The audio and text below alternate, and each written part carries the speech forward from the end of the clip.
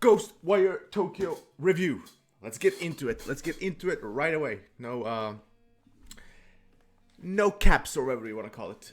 So let's get into it. GHOSTWIRE Tokyo. I have completed the game to 100%. Completed the story, all side missions, all collectibles, everything. Everything is at 100% for this game. Now, first of all, I usually get two questions, right? Do you recommend the game? Yeah, you can get the game. If you haven't gotten the game yet, maybe wait for a sale because it's gonna be summer soon, and you have a lot to play. So just wait for sale if you want to get it sometime.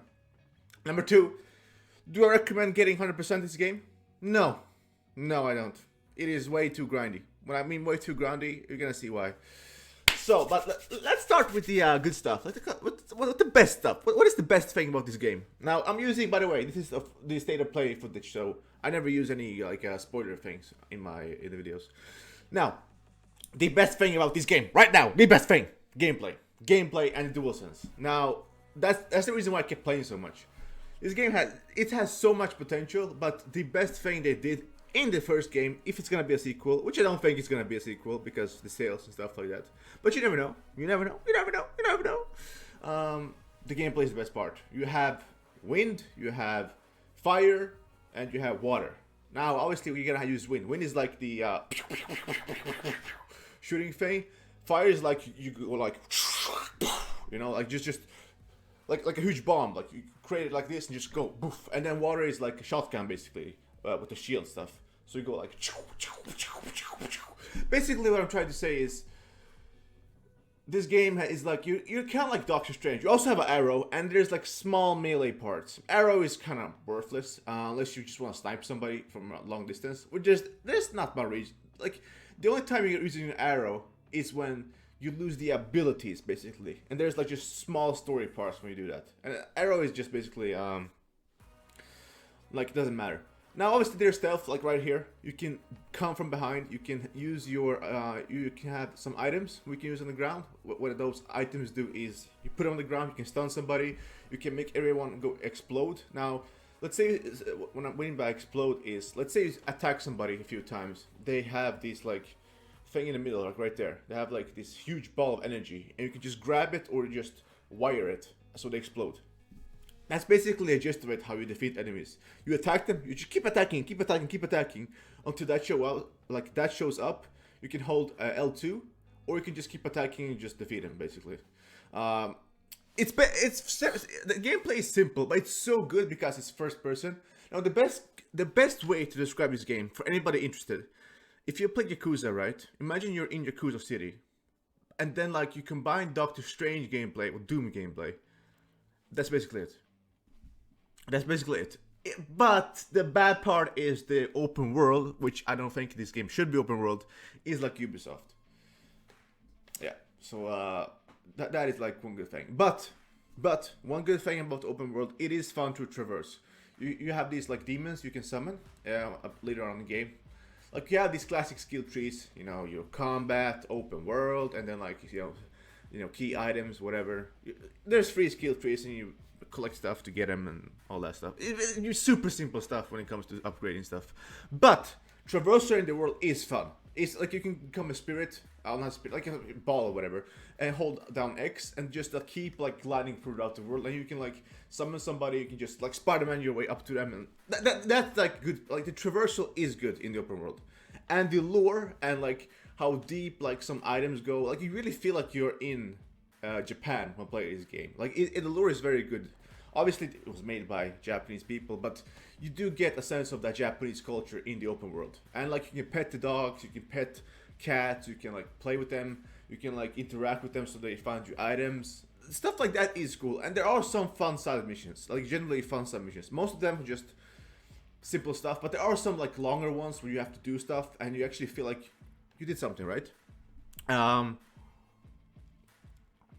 that was for the good parts. Obviously, the gameplay, DualSense. But like that's like, if you want something for your PS5 and you have like, okay, I might be want to try out this game, right?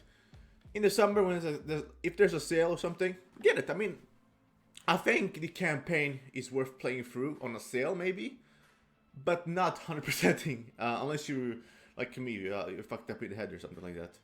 I watched the TV show while I grind. Like the grind, we're gonna get to the grind, which is one of the bad parts. But yeah, basically, what I'm trying to say is gameplay and DualSense are the key parts of this game. Me liking it mostly. Now, something that I was kind of disappointed. This is not a plus or a minus. This is kind of like in the middle. It's a story. The story is basically what you expect, almost, but like it's not, amazing. It's basically okay. Here's a story. You do these cool things. You face some cool bosses in the game. That's also one thing. Like the main, like I really wish this was a linear game, man.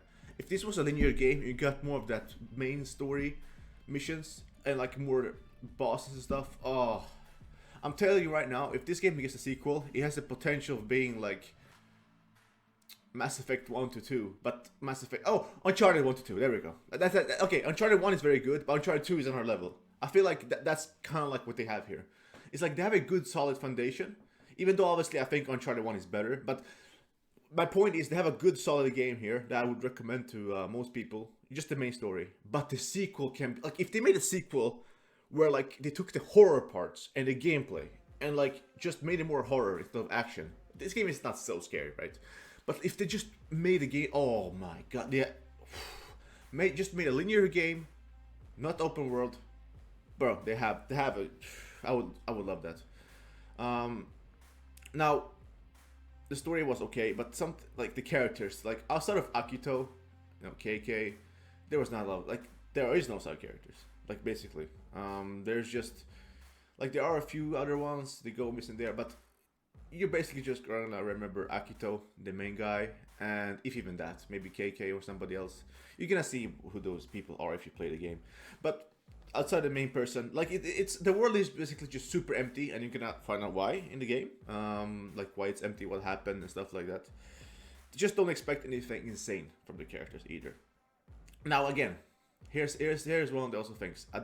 Like some of these ideas, they were like brought to the table, right? Or here's what we got, right? Oh, here's my poker set, right? Here's my poker set, but they didn't cash out. It was like, okay, everything is so good, but it's not amazing. I mean, what I mean by so good is like they have good concepts. Like the enemy designs are very good, but they're not fulfilled, right? They're super easy, and I played mostly on hard. The game is not super hard, right? But it has so few horror moments when you actually get scared, and those moments are like, oh man, like I feel like this game changed direction mid-game because you can see what they wanted to be a horror game, and then sometimes it's just, oh, it's more action, just I'll fight these enemies and move on. So I feel like something, I mean, that people who I forgot her name, but from Bethesda Showcase, when people meme, she left and she was a big part of this, and I'm not sure like if it just something had to be changed, because I feel like this game was supposed to be a horror game, and it became like a action open world game with horror elements. Just if there's ever a sequel, right? If there's ever a sequel for this game, make it linear. Just improve the gameplay. To take the weak parts out, like the open world. Like, oh my god, let's talk about that soon. Take the open world out, make it linear, and just make it horror. Boom, you get probably Game of the Year contender, honestly. Which I don't think this game is, though. Now let's talk about the collectibles. So just to put it in perspective, I think the story is about 15 to 20 hours, depending if you do side missions and stuff. The platinum for me took me almost 58 hours. Now, obviously, that's not all gameplay. You pause the game sometimes, you go and eat, but I would say, for most people, this game can take 15 hours to beat, but to get the platinum, but you're looking at least 45 hours. I would say between 45 and 60 hours. Maybe 40 if you play on easy and just speed, but who does that, right? Nobody does that. So like realistically, between 45 and 55, 60 hours, up to 60 hours. If you, like me, take pictures and, try to do cool gameplay parts and stuff like that. But yeah, so the potential is huge here, man. So just like to summarize, the gameplay, the DualSense, stuff like that is very good. But the bad parts is like the character story is okay-ish. It's not amazing or anything like that. The story is like it is what it is with story. But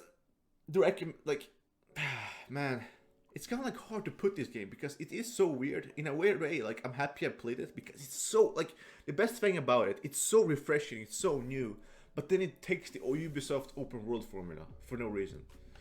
I just don't get why this game is open world, man.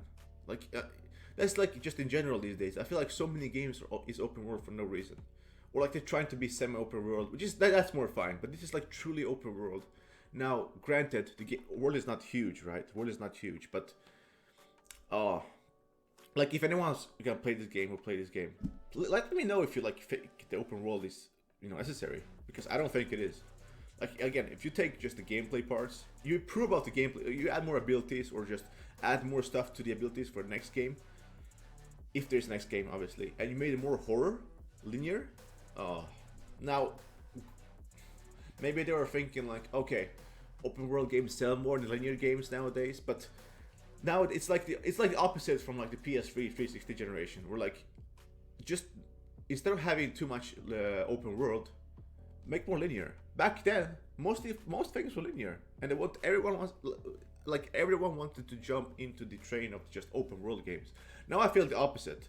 So I think there needs to be a balance between those two, open world linear games. But yeah, that's my review. In terms of rating, it's hard to rate this game because after I beat it, I was like, okay, this is a good game, you know, like a good, you know, strong 7, maybe an 8. But the collectibles, man, the Ubisoft, like, the sequel, let's just put it like this. The sequel has a potential of being a Game of the Year contender. This game, I will give a good rating, like a 7 out of 10. And I think 7 is good, right? But there's just so much like filler, if that makes sense, for no reason. For absolutely no reason. Just for next game, if there is one, like I said, I really, really hope they make a sequel for this game. I feel like it's so much like wasted opportunity to make one game because it's not gonna sell well. Now, granted, it is only on PS5 and PC, and on PC people don't seem to care, and on PS5 it sold okay-ish. Like, it was number 14 on the downloaded in its first month on the charts. I think it was in the top 10 at least. It's like, you know, maybe if you put it on PS Plus and then when it comes later to Game Pass, more people will play it, so more people can buy the next game, which obviously won't be on PS5 because Bethesda, right? But you know what I mean? Oh man, to me, this game feels like it has too much potential to not make another game. It just like, you already have this, why not just use it, make it better? So that's my review. Good game with so much potential, but again, open world for no reason. It has some of the okay points. Now, get the game on sale if you want to. That's basically my review. Pretty good game with that insane grind. But that's my review. And I see you guys next time. I don't think if you have any questions, just ask them in the down below. And that's it. I have a lot of energy. I gotta do cardio now and stuff like that. So goodbye. By the way, my second monitor is on that side of the room, which is a big TV. That's why I watch there sometimes, just to make sure like I'm still recording, you know. Because one time like it just went poof and, you know, whatever. Windows 11. Goodbye.